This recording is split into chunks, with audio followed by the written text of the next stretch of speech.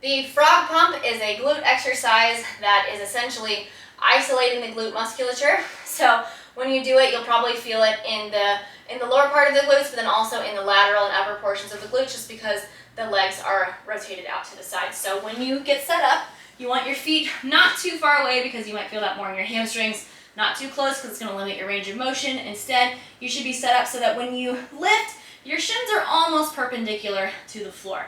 Now, personally, I don't like having all of my feet placed together. A lot of people do frog pumps like this. I feel like it's weird on my ankles, so I like to have a little bit of a flare here in my feet and keep the heels down on the floor, but you can experiment with both positions. So either feet together with the side edge of the foot down or just the heels down. Either way, the heels do have to be connected to the floor. Obviously, don't come up on your toes. So heels are going to be down, and you're going to lift up into this position. So now, you won't be able to do too much flaring in this position just because of the way that your hips are, but there's a possibility of a little bit. You don't want to lift so high that your back is arching. That's not the point of the movement. That means that you don't have as much glute engagement. Instead, keep your upper arms pressed down into the floor. Allow your rib cage to come downward so your abs are nice and tight. Your hips are slightly tucked to start with. They're actually in neutral. And you're going to maintain this position. So you're not going to open this position. Instead, you keep that press in and down